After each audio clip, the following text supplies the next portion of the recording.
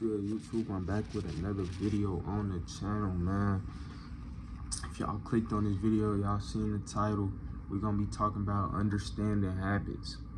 Now, I think we all have a general definition of what a habit is. It's something you do repeatedly, over and over, consistently. Action, thoughts, whatever the case may be, you do it consistently. So we all have a general understanding of what habits are, definition wise, but I feel like we all really lack a true understanding of habits and where they stem from, how they create, and how to also overcome habits that we might not like or appreciate for ourselves. So you have good habits and you got bad habits. Good habits considered good for you. They're things that benefit you or have a positive impact on your life. Bad habits, well, they're the complete opposite. They're considered to have a negative effect on your life, and they're not good for you, negative.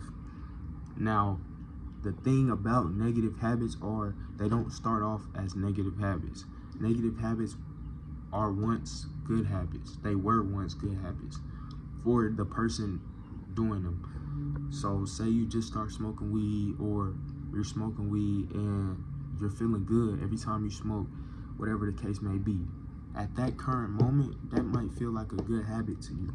But over a prolonged amount of time, when it starts to have negative impacts in so many different areas in your life, is it really a good habit still? No, it turns to a bad habit. So bad habits are good habits to start off, but prolonged and they start to have a negative effect on your life, they become bad or poor habits.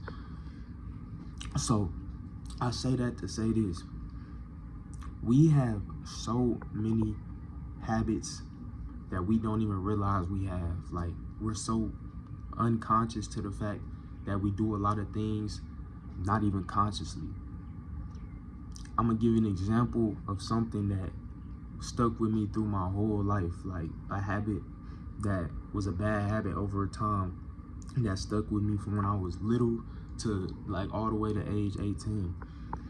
So when I was younger, and this is a pretty common habit too, when I was younger, I used to bite my nails so much. If you know me, you know I used to bite the literal, just everything off my nails, like down to the skin, whatever the case may be. And I ain't really know why I did, how I started it, but it just started to happen. And I did it so much to the fact that it became a bad habit, prolonged. And then I started to realize it was a bad habit. Like, damn, I'm over here doing it without even realizing. Like, bro, my fingers in my mouth and I ain't even realize it. Like, how am I still biting my nails? You know what I'm saying? And I just started to question that. And so I'll look up ways to try to, like, how y'all stop biting y'all nails? Like, how to stop biting your nails? And it just be people telling you, like, stop biting. Like, tricks I use, tricks this person used, whatever the case may be. And so I just told myself, if I want to stop biting them, just stop biting them, right? That doesn't work. For all you weed smokers out there that be like, I can stop smoking anytime I want, no, it don't work like that, and you know it don't. That's literally just a cop-out. I can stop smoking anytime I want. No, you can't. That's how I was thinking about the nails. I can just stop. If I can do it, I can just stop. When in theory you can, but that's not the process that goes with it. So it was like 2022, I believe, and I think it was in the summer, and I had like a month where I didn't bite my nails, and that was because I had did my nails, like clipped them, shaved them down, like, you know, did all that to my nails. And I was like, okay, I don't want to mess these up. So, you know, I could actually at that moment like be conscious, because I realized that I cleaned my nails up and stuff, I had a reason for me to, try to stop. So I was conscious every time I was putting my fingers to my mouth.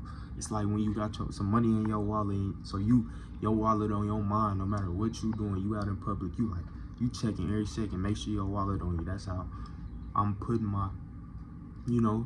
I'm putting my fingers to my mouth, but I'm checking myself type shit.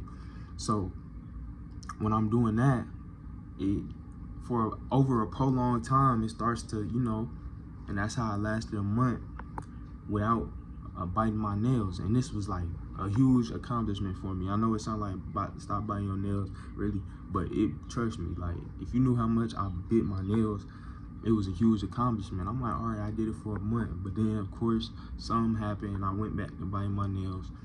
And I was confused on, like, why did I start biting them again? Because I seen results. Like, I seen that I could stop biting my nails. You know what I'm saying? But what I realized is triggers. Triggers is a big thing. Triggers in everything you do. Every habit that you have has a trigger, or triggers with the AS. Triggers are things, environments, situations, feelings, whatever the case may be, that triggers the habit. That could be good or bad. So, for example, whenever you get stressed out, immediate thing that goes to your mind, let me smoke, I gotta smoke, I gotta smoke. When you go out, you with your friends, you think, I gotta smoke, I gotta smoke, I gotta drink, I gotta do this, whatever the case may be. It can be an environment, a person, a thing, whatever entity you want to say, but it triggers that habit. So what I realized, and my grandma used to always say it when I was younger, she was like, you bite your nails when you're nervous, and I would deny it for some reason. Like, no, I don't, because I feel like I just bit my nails just because. But what I started to realize was that was one of the triggers. So whenever I felt nervous, I get to bite my nails. You know what I'm saying? Or if I was in this environment, like if I was bored in class, I'd be sitting there just biting my nails, whatever the case may be. And I read this book. I started reading this book called Atomic Habits. That's where I'm getting a lot of this information from, Atomic Habits. I started reading that book my junior year in high school, and it started to teach me a lot about habits. So fast forward to, it was the week of my prom, and we was in class, and somebody had some clear nail polish, and I had seen on TikTok, men getting clear nail polish, and I was like, let me see what this talking about. So somebody, boom, put it on my nails, and then, like, fast forward, as I go to try to bite my nails further down the line, I'm like, what the fuck? And I remember I had the clear nail polish on my fingers, and I ripped a piece of it off, and it got in my mouth, and I was just like, hell no, I don't want to do that. So at that moment, it just came to me like poof, like, okay, I gotta do this. It was that simple. Okay, I gotta do this if I want to stop biting my nails, because I couldn't stop the trigger from happening. Like, I couldn't stop myself from getting triggered and wanting to bite my nails, because it's been a lifelong process. Basically, it's been a part of me. It's basically, a reoccurring routine. You can't. So I realized, okay, I can't stop the trigger from coming, but I can mask it, I can block it, I can defend against it, essentially. And this is an example about nails, but you can use this basically for any habit you have in your life, that you deem bad or poor. But I was like, okay, so this is how I'm gonna stop. If I paint my nails and I keep them, up to maintain, I ain't gonna want to bite my nails. I ain't gonna want to taste that, nail polish or whatever the case may be. So fast forward, boom, stop biting my nails. It was that simple. That's all I needed to realize.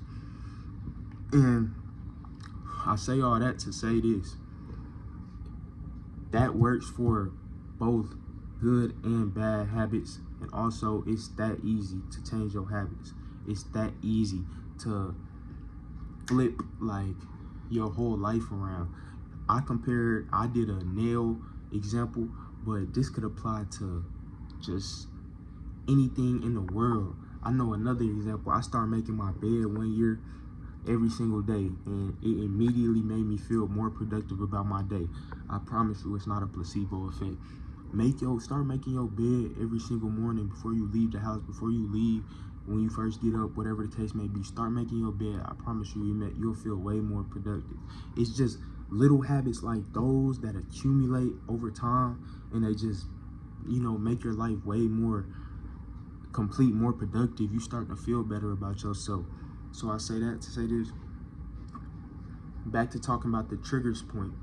Learn your triggers. Understand what triggers you with the habits you appreciate and the habits you don't appreciate. And do whatever you can in your abilities to find ways to not try to block the trigger from coming, because it'll block itself from coming naturally over time if you figure out a way to defend against it.